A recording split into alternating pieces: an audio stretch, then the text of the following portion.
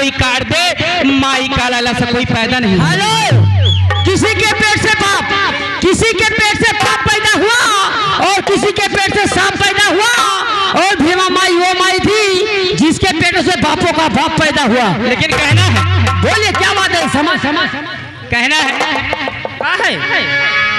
और इस सऊदी में ढूंढो, चाहे ढूंढो जापान में, श्रीलंका, दुबई, चीन, इन पाकिस्तान में, ढूंढ लो सारा जहान, भीम मेरा नंबर 1 है।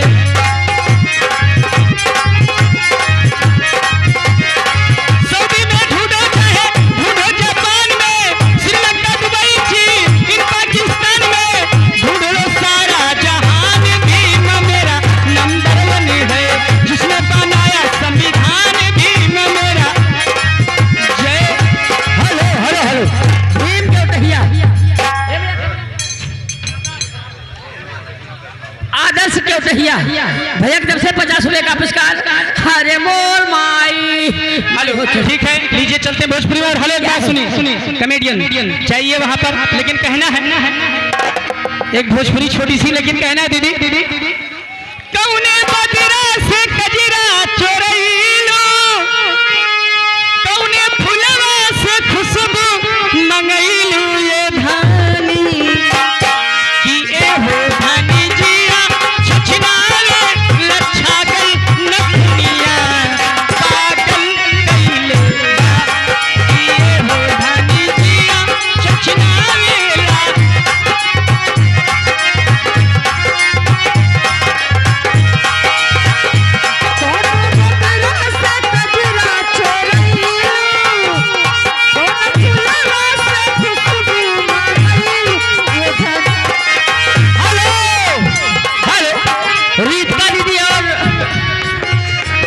और एक नाम भुलाई रीता दीदी 50 रुपए का पुरस्कार। इसको लिखना मत भैया, लिखना मत। हमारे पार्टी दीदी को लाख लाख धन्यवाद। हेलो, जैसे एकदम पूछ ले करा मैं लिखे के ना कहती तब कहीं है लिखिए, हम लिखिए ना। लेकिन कहना है सामाजिक गीत की फरमाइश है, ये दीदी कहना है सामाजिक गीत की फरमाइश है, अपनी कलम से दीजिए। कहना है हर फल तू गुलाब रहा, हर फल तू गुलाब रहा, अपनी चलन से दई गया जाति भी माया परी कलम से दई गया जाति भी। सुमित्रा दीदी की तरफ से ये 50 रुपए का पुरस्कार। लिखना मत।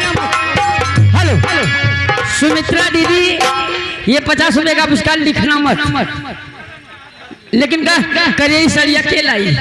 लेकिन कहना है क्या है कि विद्या लैला, झुमका लैला, कजरा हाई फाई, कि विद्या लैला, झुमका लैला, कजरा हाई फाई, सड़िया करियई के लाई, सड़िया करियई के लाई। अपने चलावा जब तक ये कोई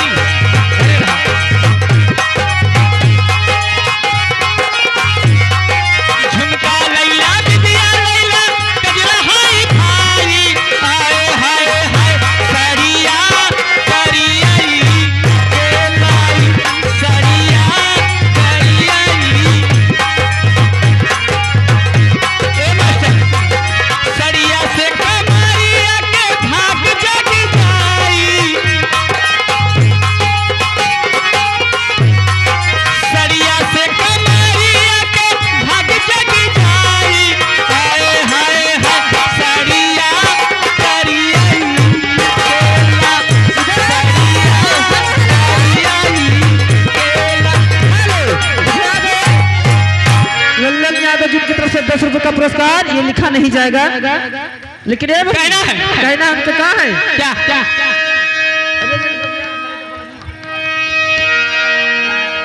कैसे रेलगड़िया चलावेला बलमुआ,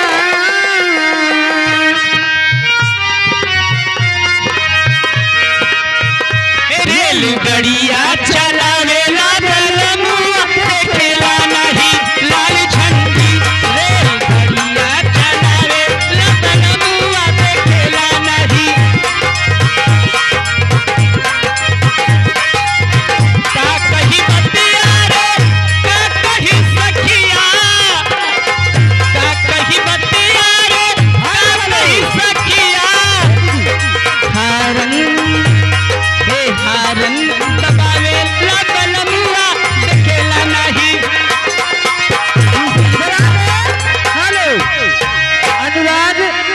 नंसा बाजार उनकी तरफ से 10 रुपए का पुरस्कार। रवि निषाद भैया की तरफ से 100 रुपए का पुरस्कार। हमारे पार्टी को लाख लाख धन्यवाद। हाँ लेकिन कहना है ए दीदी अनुराग ऑटो वालों को हम काव कहा थी के भसौली वाले हाँ हाँ हाँ बहुत पक्का छिनर है। और सैयदा रही बरिया नाड़ी हागे भाभी और सैयदा रही बरिया नाड़ी हागे भाभी बोलो के चाबी से दे देते लना भी।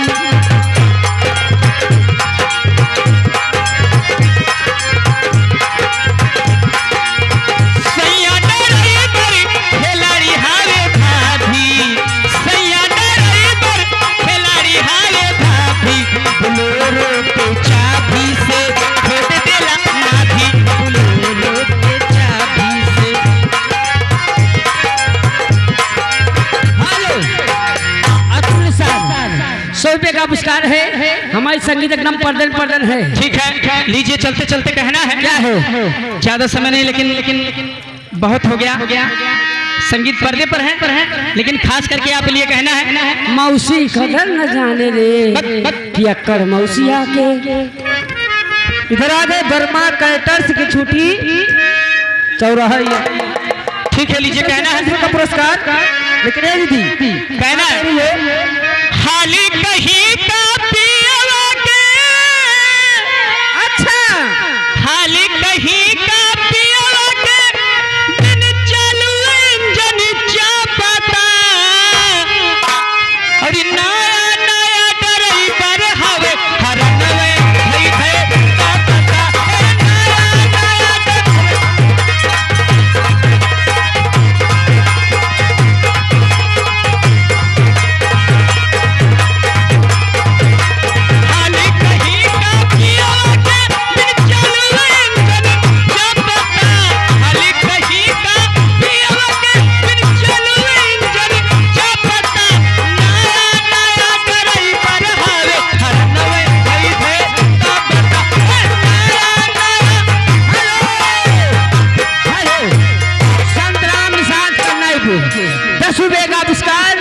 हे हरामजादी। लेकिन कहना है मम्मी मम्मी कि रेलिया रे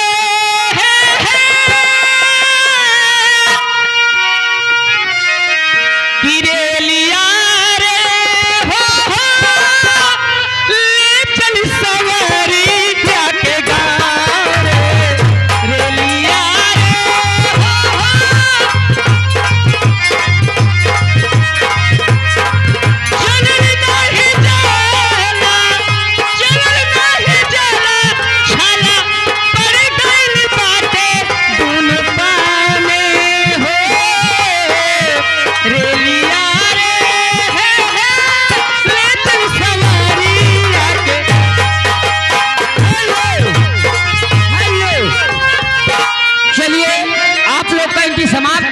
संगीत पर्दे पर। लेकिन जाते जाते कहती क्या उधर है लल्लन यादव जी, ये लिखा नहीं जाएगा उनकी तरफ से 10 रुपए का पुरस्कार कलमबंद। लेकिन कहना उनकी फरमाइश। अरे हाथ से पे भाई सौलिक ड्राइवर हैं हमारे। हाँ 10 रुपये दे चाहते तो 10 रुपये ले ना आए, उधरे रहा भले 100 रुपये से खा ले लिए बना। ध्यान दे रहा ड्राइवर है। अरे हाथ से पे या चुम्मा पे 500 हजारा दे भाई गोरी, हजारा दे भाई गोरी तू बैठ जा धरवा हजारा दे भाई गोरी।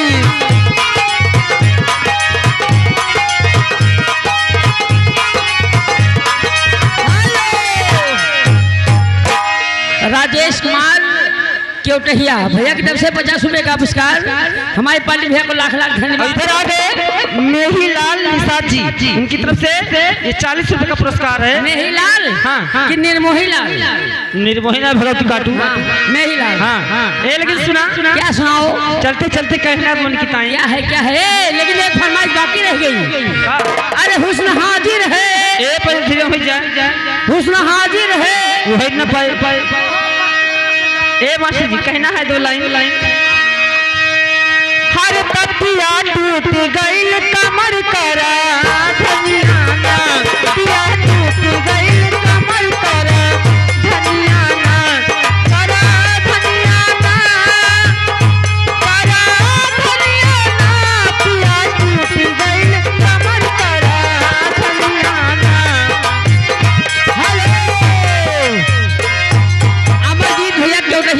निवासी 100 रुपए का पुरस्कार। जाओ जाओ भाग जाओ, कोई काम नहीं हमारे पास। अरे 100 रुपए का पुरस्कार, लेकिन अब चलते चलते मैं भी कहता हूँ हिंदी गीत भैया की फरमाइश से।